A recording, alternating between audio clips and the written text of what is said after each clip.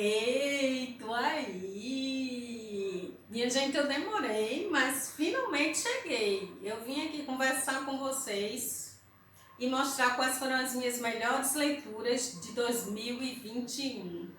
Lembrando que esse negócio de melhor leitura é uma coisa muito pessoal, depende muito do diálogo que o livro tem com a nossa visão de mundo, com o nosso conhecimento de mundo, ou do diálogo que o nosso conhecimento do mundo tem com o livro, não é isto? Então colocado isso em pauta, vamos lá, vou mostrar para vocês agora o meu ranking do 10º ao primeiro livro. Ai, ai, ai,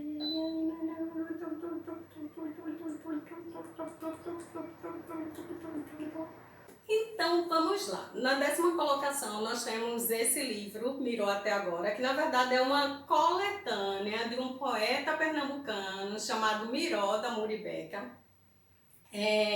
A gente considera Miró poeta, pernambucano com certeza, mas poeta, mas ele se vê mais como um cronista urbano. E ele não deixa de ter suas razões, visto que ele vai às ruas, ele enxerga o que acontece lá, né, as interações da cidade com as pessoas e das pessoas com a cidade. E ele retrata isso nos seus escritos, nas suas poesias. Mas ele faz isso de forma muito poética. Então a gente considera, sim, ele como um poeta marginal. Esse aqui foi o meu primeiro contato com a poesia marginal. E poesia marginal, para quem não sabe, é aquela poesia feita à margem do cânone. É uma poesia que não foi viabilizada pelas vias tradicionais, por editoras tradicionais, pelo mercado tradicional, pelo mercado editorial tradicional. É uma poesia feita em folhetim e vendida na rua, vendida em teatro, vendida em parque, em bares, vendida e declamada, inclusive.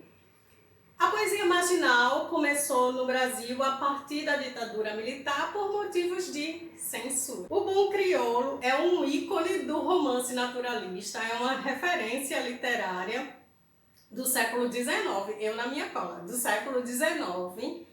E ele, quando lançado, ele foi muito criticado, esse livro, porque não bastava ele ter um negro como protagonista, ele ainda retratava um romance homoafetivo.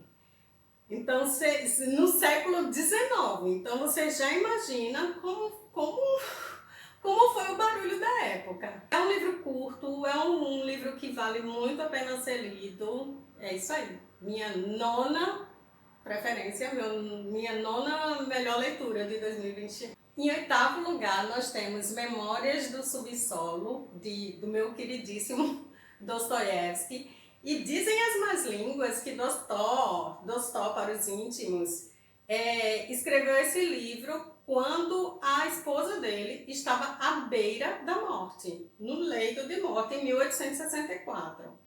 Esse livro retrata um funcionário público frustrado com a vida, com o emprego, com ele mesmo, com tudo, com o mundo. E aí ele explana todas as suas frustrações aqui, né? O livro é dividido em duas partes. A primeira tem um teor mais filosófico e a segunda, na segunda parte, o carinha, o personagem, retrata mais mesmo o que ele viveu. A gente vê como foi o passado dele e por que ele de repente esteja naquela condição.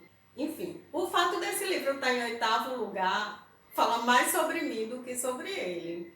Eu, quando li, eu estava num momento muito atribulado da minha vida, com muitas atividades para fazer ao mesmo tempo, e de repente eu não dei tanta importância à leitura quanto ela mereceria. Então, o oitavo lugar é culpa minha, não de Dostó. Dostó é maravilhoso.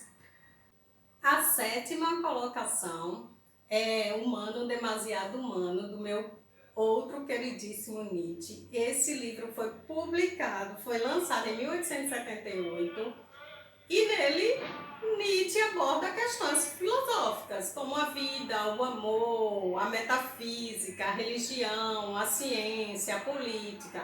E ele faz isso tudo em forma de aforismos, em aforismos, que são pequenos textos. Em sexta posição, a gente tem esse livro aqui, Ganhar de Lavada, de Scott Adams. Scott Adams é um hipnotista, persuasor, cartunista estadunidense que previu a vitória de Donald Trump quando Trump tinha apenas 2% das intenções de votos. Então, por aí vocês tiram.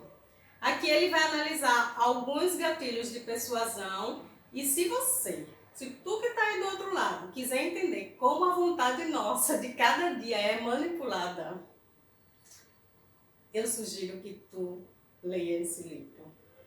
Aqui a gente tem a quinta colocação, que é A Hora da Estrela, de Clarice Lispector, último livro escrito por Clarice antes, né, dela infelizmente falecer. E ele foi publicado em 1977. É isso mesmo, minha cola está dizendo que é isso. Aqui Clarice narra o processo de criação de um escritor chamado Rodrigo, que no caso é a própria Clarice, e sua relação de amor e ódio com Macabeia, a sua criatura, que é a personagem do livro que ele está escrevendo, né? Macabeia é uma alagoana que vai para o Rio de Janeiro e ela não percebe muito as coisas que estão à sua volta, sabe? Eu ouso dizer que ela mais sente do que percebe. Ela é maltratada por todo mundo, inclusive pelo próprio namorado, e ela tem medo de sentir prazer. Ela tem medo de sentir gosto pelas coisas, sabe? Ela tem medo de gostar, ela tem medo de ser castigada caso ela sinta prazer com alguma coisa. E ela economiza a própria vida para não ser gasta, né? Sério, tudo nesse livro é espetacular. Se fosse tu, corria para ler, porque além de tudo, ó, ele é bem curtinho. Na quarta colocação, a gente tem O Estrangeiro, do meu querido Camus. O nome do personagem desse livro é Messot. Eu não sei pronunciar nomes estrangeiros, tá, minha gente? Mas vamos chamar o cara de Messot. Messot é um cara passivo diante da vida. Para ele tudo tanto faz como tanto fez, e é mais ou menos assim que ele recebe a notícia da morte da própria mãe.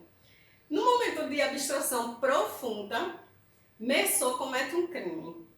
E é com uma passividade mórbida que ele vai ser condenado por um crime bizarro. É isso aí. Eu já ouvi dizer em algum lugar que esse livro é uma espécie de autoajuda às avessas. Se você não entende muito bem da vida, das coisas da vida, o sentido da vida, lendo esse coisinha aqui, você entenderá menos ainda. Na terceira colocação, a gente tem Gabriela Cravo e Canela, do baianíssimo Jorge Amado. E esse livro é composto por duas linhas narrativas. Uma mais coletiva, voltada para a luta política entre o exportador Nassib e o coronel Ramiro. E a outra, mais individual, voltada para o amor entre Nassib e Gabriela. Esse livro também contém dualismos, tipo ascetismo, hedonismo, progressismo versus conservadorismo, sujeição versus libertação. E ele é narrado de forma polifônica.